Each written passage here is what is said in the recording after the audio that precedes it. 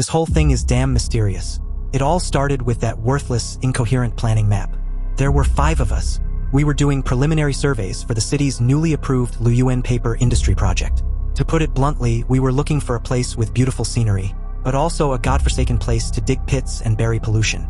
Im Xiaoli, a greenhorn fresh out of college. I was responsible for running errands, taking notes, and acting like an eager, positive good dog in front of the boss. The driver was named De Chong. True to his name, he was burly and stout. He'd served in the military before. His driving skills and temper were both equally tough. The one wearing glasses was old Zhao. He was the technical expert. He carried a theodolite all day long and looked at everyone as if they were a set of data. He was a bit, but very shrewd. Sitting in the passenger seat was Xiao Ma. Ma, as in sycophant. He was sent by the office director. His main job was to cater to the big boss leading this trip, Manager Zhang. He was the absolute core of our temporary survey team. He was almost 50 years old. His hair was meticulously combed, not a strand out of place. His thermos always had goji berries steeping in it. The way he looked at us always carried a sense of, you young whippersnappers still need to learn a lot superiority. That afternoon, we were driving that half-dead Cherokee, bouncing around in the deep mountains and old forests for almost a day. We could see the sky turning ominous. Dark clouds, like clumps of mud, were pressing down. Manager Zhang, look, it's going to pour. We need to find shelter. De Chong swerved the steering wheel, dodging a large pothole. Manager Zhang frowned and looked again at the planning map spread across his lap. The map showed an abandoned logging shed 3 kilometers ahead. Let's go there. No sooner had he spoken than large raindrops began to pelt down. Pilipala, the wipers thrashed like Kratzy, but the windshield was still a blurry white.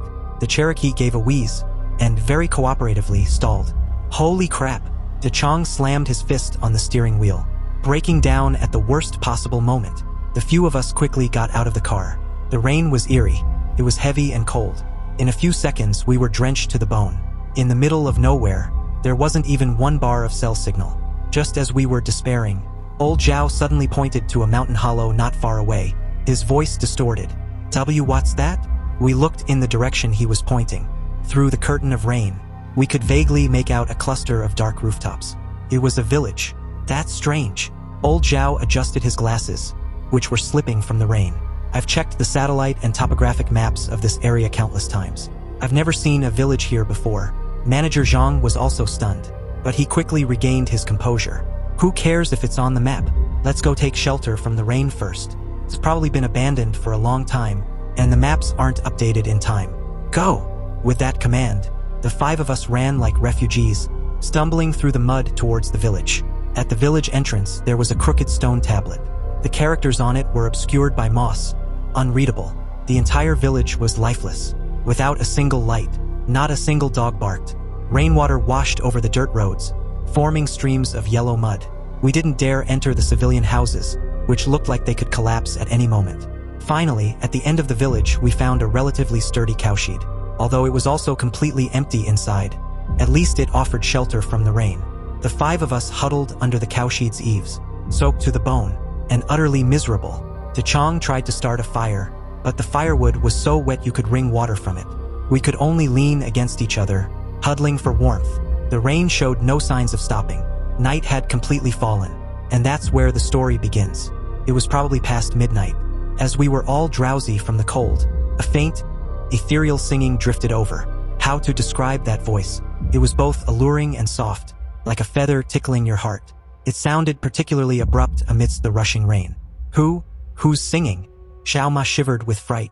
De Chong grabbed a wooden stick and stared vigilantly out into the dark rain, into the pitch-black curtain of rain. Don't make a sound, everyone. We were so nervous we barely dared to breathe. The singing grew closer and closer. Then, a woman in a red dress, holding a red oil paper umbrella, simply walked out of the rain. She didn't walk directly towards us, but stopped by the old well opposite the cowshed. She put down her umbrella and began to draw water. By the lightning that occasionally tore through the night sky, we got a clear look at her.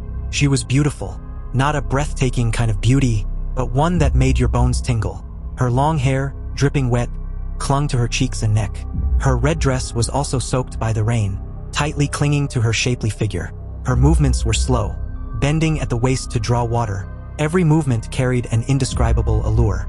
The 5 of us grown men looked at each other, our eyes filled with shock and, well, that, there are still people in this village?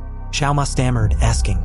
Manager Zhang cleared his throat and adjusted the collar of his soaked shirt. His official authority was kicking in. Xiao Li, go ask if we can stay here for the night. We can pay her. I was 1,000 times unwilling. A beautiful woman suddenly appearing in this wilderness. It looked suspicious no matter how you sliced it. But the boss had given the order. I could only bite the bullet and go.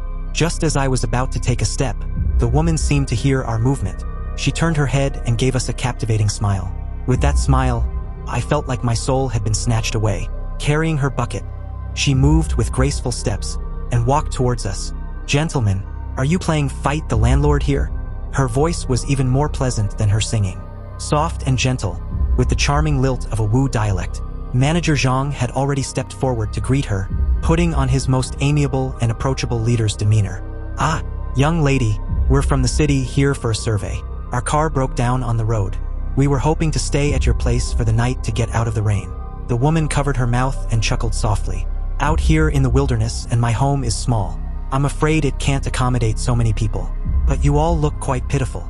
As she spoke, her gaze swept across the faces of the 5 of us, finally settling on Manager Zhang's face. How about this? My home is just ahead. I'll go get you some dry clothes or something to eat. Oh, that's too kind. Thank you so much. Manager Zhang rubbed his hands together excitedly. The woman nodded and turned to walk away gracefully, disappearing into the darkness. As soon as she left, the atmosphere in the cowshed instantly changed. Holy crap, a goddess! Xiao Ma was the first who couldn't help himself, uttering a lewd exclamation. De Chong snorted, but the corners of his mouth couldn't help but turn upwards. She's certainly something else. Old Zhao pushed up his glasses. In his eyes behind the lenses, a glint of analytical interest like he was studying a new project shone. This village is interesting. Only Manager Zhang, with a stern face, scolded them. What nonsense are you all thinking about? Mind your manners. She's a kind local helping us out. That's what he said, but I saw him subtly smooth back his soaked hair. He even puffed out his chest, which had long been eroded by time. In that moment, all 5 of our minds started to stir. Not one of us found this situation eerie anymore. All we could think about was that such a peerless beauty was hidden in these deep mountains and old forests, and it seemed she lived alone. This was simply heaven's compensation for our arduous task. About 20 minutes later, the woman in red indeed returned. She carried a bamboo basket, which contained several steaming wawatu, cornbread buns, and a few pieces of coarse cloth clothing patched, but very clean. There's not much good stuff at home, so please make do with these, gentlemen. She handed the items over. Her fingers inadvertently brushed against Manager Zhang's hand. I saw Manager Zhang's body visibly perk up for a moment. Plenty. Thank you so much. Manager Zhang's voice even had a slight tremor.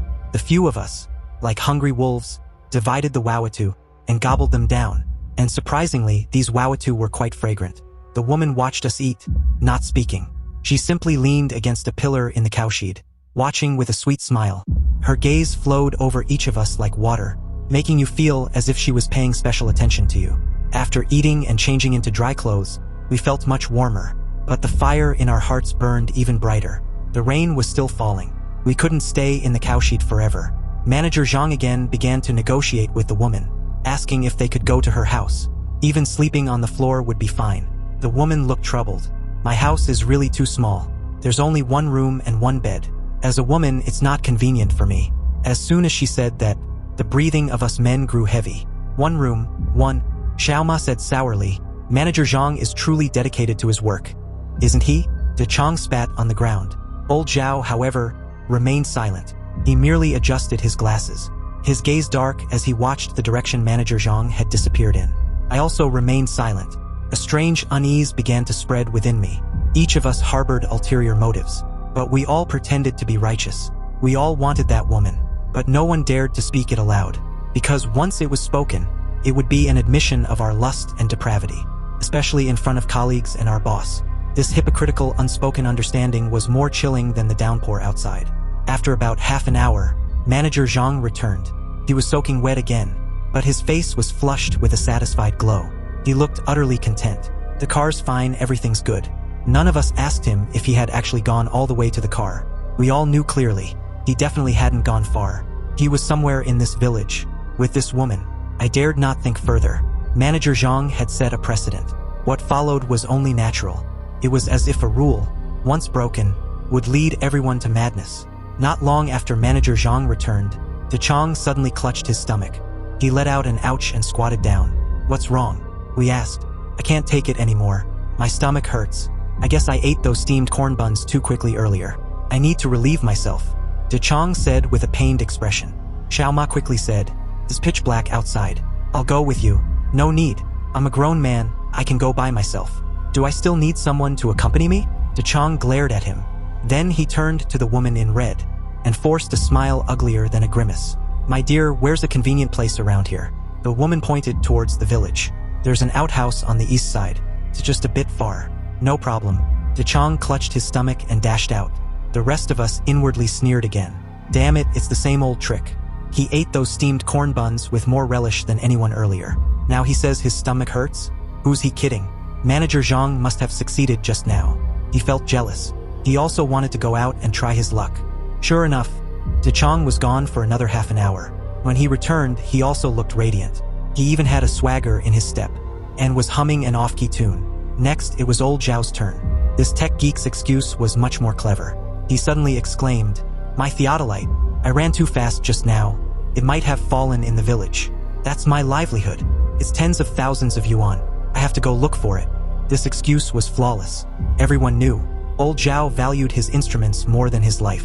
He rushed into the rain with an anxious expression. We were even too lazy to pretend anymore. We remained in a tacit silence. The atmosphere in the cowshed grew increasingly eerie. The three of us, no one spoke. The air was thick with jealousy and suspicion. So thick it was suffocating. I started to feel scared. I wasn't afraid of the woman, nor of this eerie village. I was afraid of the men around me. I looked at Manager Zhang. He was scrutinizing and looking at the newly returned Dechang with hostile eyes. And Dechang returned his gaze with an equally unfriendly look. His eyes darted around, plotting something unknown. Each of them thought they were the woman's only one. They all thought they had received special favor. They didn't know that others had received the same. They were like a pack of wild dogs fighting for food in the dark, guarding against each other and baring their teeth at each other. Soon, old Zhao also returned. He hadn't found his theodolite, but he didn't look anxious at all. Instead, his eyes behind his glasses were frighteningly bright. Now only Xiao Ma and I were left. Xiao Ma looked at me. He suddenly cleared his throat and said to the woman, "My dear, our car is broken, and we don't know when it can be fixed. I know a bit about circuits. How about you take me to have a look? Do you have any tools at your house that I could use? Wrenches, pliers, anything like that? I'll give it a try. Maybe I can fix it." "Well, I'll be." Even the excuses were getting competitive now. From physiological needs to work requirements, and then to showcasing personal abilities. The woman still had that gentle-as-water demeanor. She nodded. "Okay, come with me." That big brother Ma made Xiao Ma's soul soar. He eagerly followed the woman. Strangely, old Zhao also inexplicably followed them. Now only Manager Zhang, Dechang, and I were left in the cowshed. Both pairs of eyes, Manager Zhang's and Dechang's, simultaneously fell on me. Their gaze was no longer that of colleagues. It was as if they were saying, "It's your turn now. What excuse are you going to come up with?" Their gaze made my scalp tingle. I admit I wanted to too. That woman was too alluring. Any man would find her irresistible. I was also frantically fabricating an excuse. Should I say my stomach hurt? Or that I wanted a cigarette? Or simply say I had a bit of claustrophobia and wanted to go out for some fresh air? But just as I was about to speak, I saw old Zhao return. After he came back, he kept his hands behind his back. I hadn't noticed earlier. Now, by the light of a flash of lightning, I clearly saw in the gaps between his fingers some sticky, gooey stuff clinging there. It wasn't mud.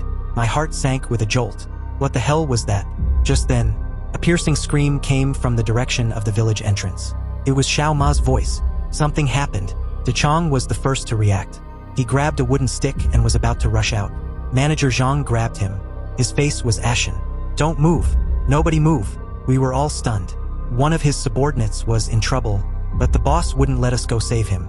Manager Zhang stared intently at old Zhao. His voice was squeezed out from between his teeth. "Old Zhao, you weren't really looking for your theodolite just now, were you?" Old Zhao adjusted his glasses. A strange smile actually appeared at the corner of his mouth. Manager Zhang, you weren't really going back to check on the car either, were you? He turned to Da Qiang again. Do you need half an hour to take a shit? In an instant, the thin veil of pretense between us was shattered. Da Qiang's face turned red, and he roared, What the hell do you mean? Xiaoniao, you're still making snide remarks here? Lao Zhao asked. Lao Yao Sno. Slowly, he pulled something out from behind his back. It was a stand for a theodolite, a heavy metal tripod. One end of the tripod was covered in, and some white, brain-like substance. We all gasped. Xiaoma is dead, Lao Zhao said calmly, as if discussing a technical problem. She tried to take her from me. She thought she was the smartest, could fix cars, and could win her over. But she didn't know that she liked me. She told me herself just now. Bullshit. Da Qiang was the first to explode in rage. She clearly liked me. She said I was the strongest, the most like a man. Nonsense. Manager Zhang also got angry, pointing at the two of them. She said it to me. She said she liked me, someone mature, steady, with leadership qualities. The three of them, for a vague and illusory promise, immediately confronted each other. I finally understood. That woman, that female ghost in red, she had said the same thing to each of us. She told Manager Zhang she liked his maturity. She told Da Qiang she liked his strength. And to Xiaoma, she liked his cleverness. She's a player. No, she's a female ghost. She's pitting us against each other. She's making us kill each other. So that's how it is. I finally understood the whole situation. My whole body was trembling. You all with her? I stammered, asking. All three fell silent, but the expressions on their faces, a mix of triumph and fury, already explained everything. Each of them thought they were the chosen one, the sole victor. When they discovered there were other competitors, the feeling of being deceived, of being betrayed, instantly overwhelmed their reason. Da Qiang was the first to act. He let out a furious roar, like an enraged bull, and lunged at Lao Zhao. I'll kill you, you treacherous scoundrel. Although Lao Zhao was thin and weak, he had a weapon in his hand. He raised the bloody tripod and smashed it down on Da Qiang. With a dull thud, Da Qiang couldn't dodge in time. He took a hit on his arm, but relying on his thick skin and tough build, he endured the blow. He grabbed Lao Zhao, and the two of them tumbled together. Manager Zhang's eyes turned red. He didn't try to break up the fight. Instead, he quietly retreated. He backed into the corner of the cowshed. I saw him pick up a brick from the ground. His target wasn't the two men fighting. It was both of them. He wanted to wait until both of them were severely injured, and then reap the spoils. What a brilliant move for a leader. I was scared out of my wits. I scrambled and crawled to hide in a haystack on the other side, clamping my hand over my mouth. The struggle between Da Qiang and Lao Zhao quickly reached a conclusion. Da Qiang's brute force gained the upper hand. He straddled Lao Zhao and punched Lao Zhao's face repeatedly. Lao Zhao's glasses were knocked off. His face was covered in blood. He made gurgling sounds from his mouth. Just then, Manager Zhang moved. Like a predatory wild boar, he silently circled behind Da Qiang. He raised the brick, and with all his might, slammed it down hard on the back of Da Qiang's head. A sickening thud, like the sound of a watermelon being smashed open.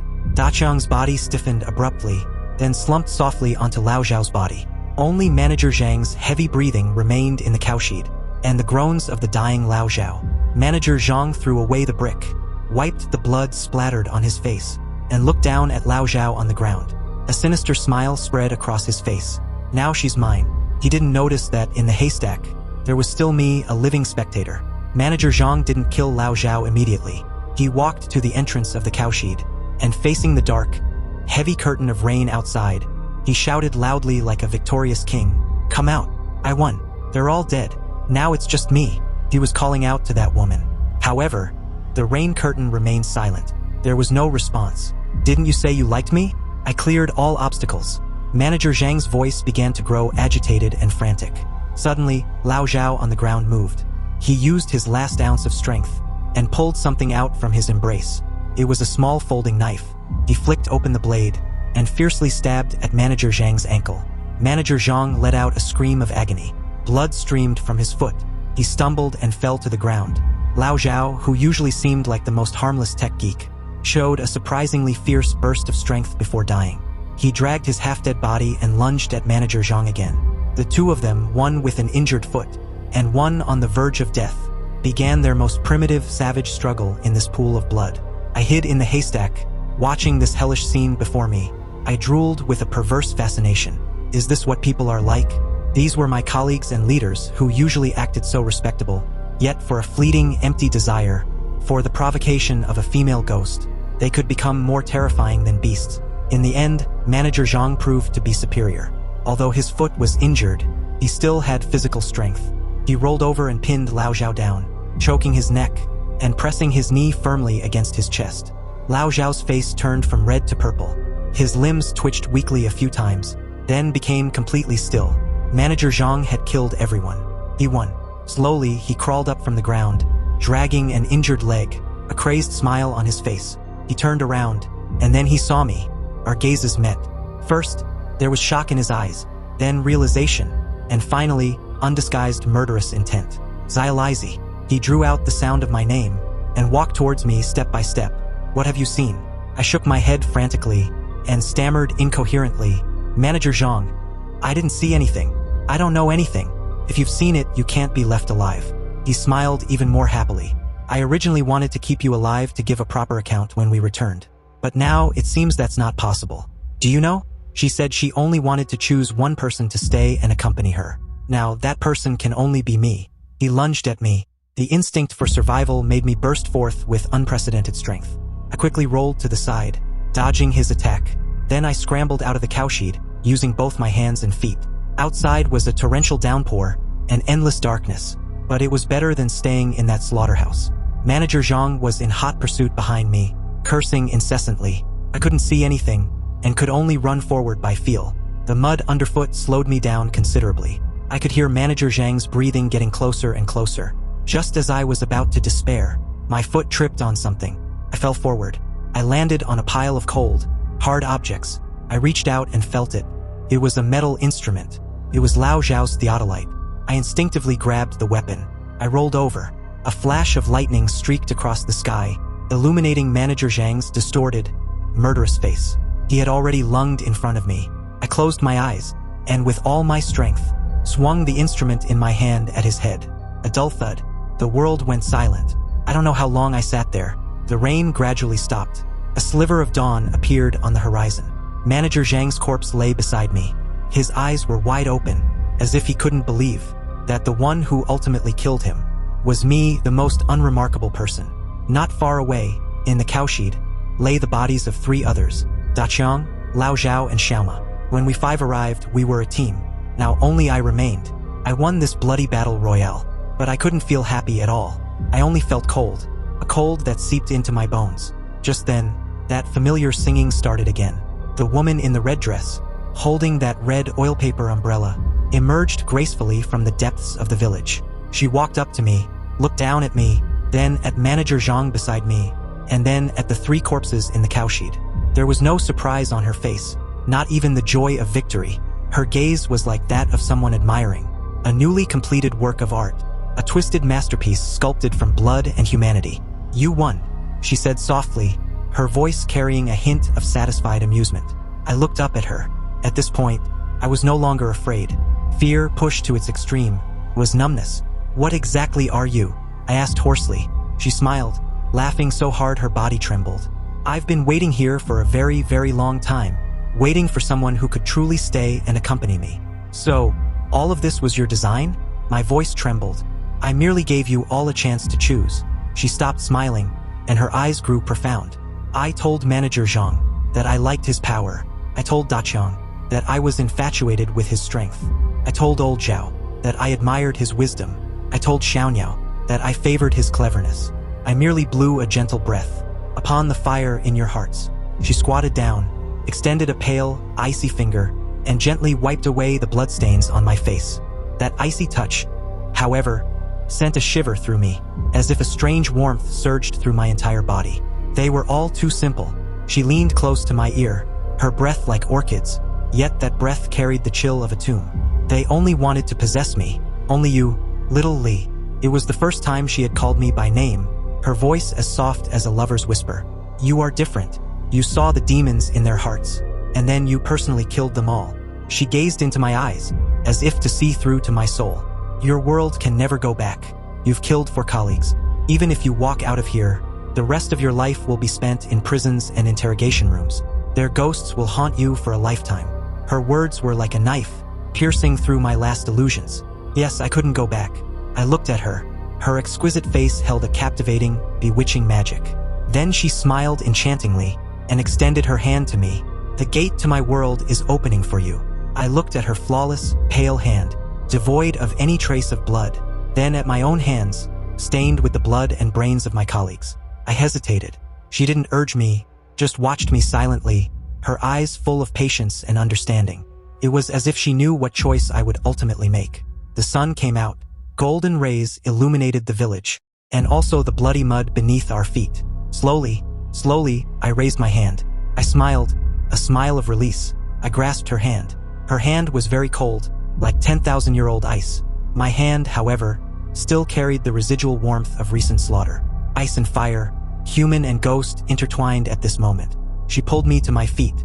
We stood side by side, looking at this chaotic battlefield, like monarchs surveying their domain. From now on, you'll stay here and accompany me. Her voice held a hint of lazy satisfaction. What will we do?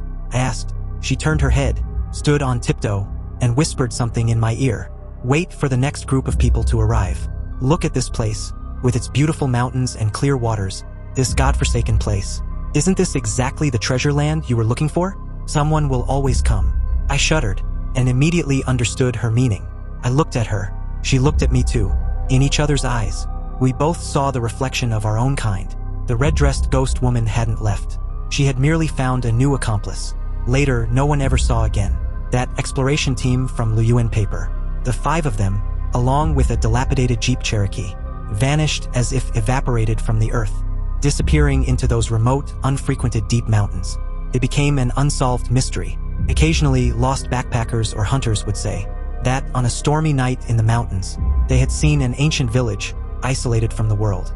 At the entrance of the village, there always seemed to be a woman in a red dress, holding a red oil paper umbrella, silently waiting for someone, and beside her, sometimes stood a silent young man. He would offer a friendly and enthusiastic smile to the visitors who had stumbled into this place. Like a positive and eager good dog, you must be wondering how I wrote this story. When the village has no electricity or internet, I'll send you my location. Come see how I wrote it.